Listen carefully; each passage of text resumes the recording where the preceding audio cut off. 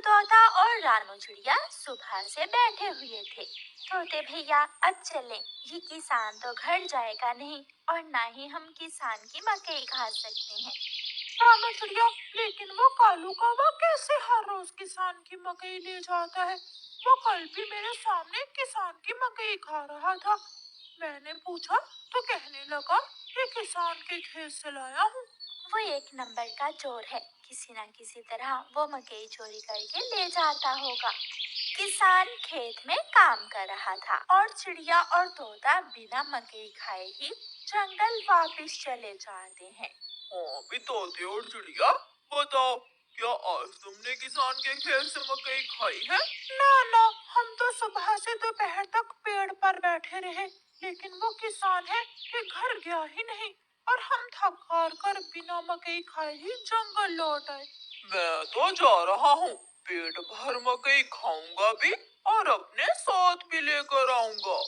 कालू कौवा इंसानों की बस्ती की तरफ जाता है। कालू कौवा किसान के खेत में जाकर किसान से कहता है, किसान किसान, तुम्हें तुम्हारी पत्नी घर बुला रही है, तुम्हारे घर में मेहमान आए हैं। अच्छा, तो मैं जल्दी से घर जाता हूँ। काफी शुक्रिया जो तुमने मुझे बता दिया। किसान अपने घर चला जाता है और कौवा मजे मजे से किसान के खेत से मकई खाने लगता है।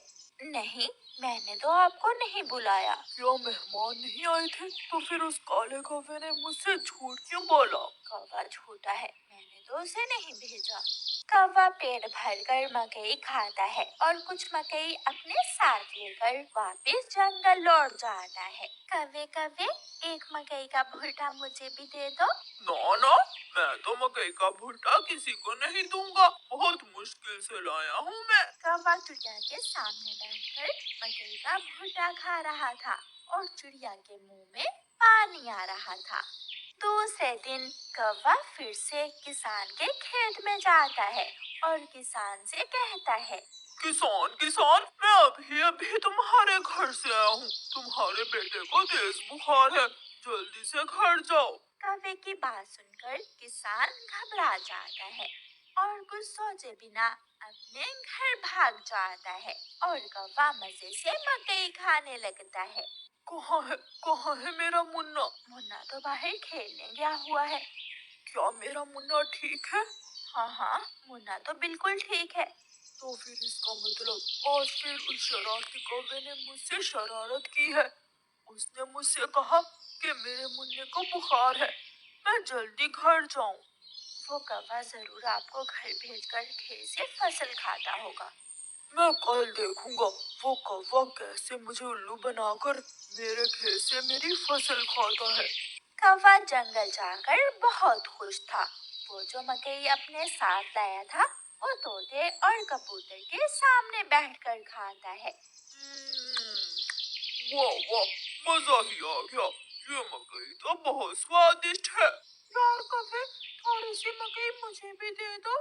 हाँ ठीक है, अगर तुम मेरे घर का काम कर दो तो मैं तुम्हें भी मकई दे सकता हूँ। मैं भी करूँगा, मैं भी कभी आपके घर का सारा काम करूँगा, मुझे भी मकई दे देना। ठीक है, तो फिर जल्दी से मेरे साथ आ जाओ। कौवा कबूतर और तोते को अपने घर ले जाता है। तोते, तुम जल्दी से मेरे घर की सफाई सुथराई कर दो और कबूतर तुम जल्दी से मेरे सारे बर्तन धो दो, फिर मैं तुम दोनों को मकई दूंगा। फिर कबूतर अपने काम में लग जाता है और तोता कौवे के घर की सफाई सुथराई करने लगता है। दोनों अपना अपना काम खत्म कर देते हैं। कौवे, मैंने काम कर दिया है, अब मुझे मकई दे दो। मैंने भी काम कर लिया है, मुझे भी मकई दो। कौन सी मकई? चलो भाग जाओ यहाँ से तुम दोनों, मैं तुम्हें कुछ नहीं देने वाला। तुम धोखेबाज हो, तुमने धोखे से हमसे अपना काम करवाया और अब हमें भूखे ही भेज रहे हो। कबूतर और तोता वहां से चले जाते हैं। कौवा हर रोज की तरह अगले दिन भी किसान को पागल बनाने के लिए किसान के खेत में चला जाता है।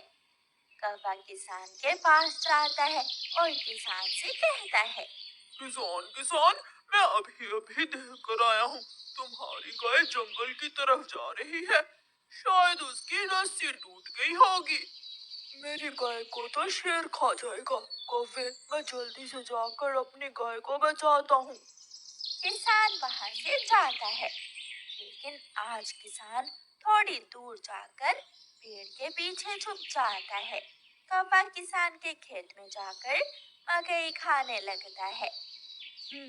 तो ये कौवे का बच्चा इसलिए मुझे हर रोज किसी न किसी तरह खेत से खेल देता है। जब तक मेरे पास बड़ा दिमाग है, मुझे किसान की फसल खाने से कोई नहीं रोक सकता।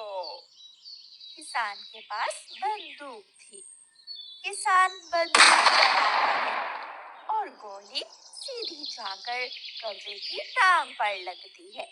कौवा बहुत मुश्किल से वहां से भागता है और किसी न किसी तरह अपने जंगल वापस पहुंच जाता है। वो अपने घर के बाहर आकर गिर जाता है। हाय, मर गया, मर गया।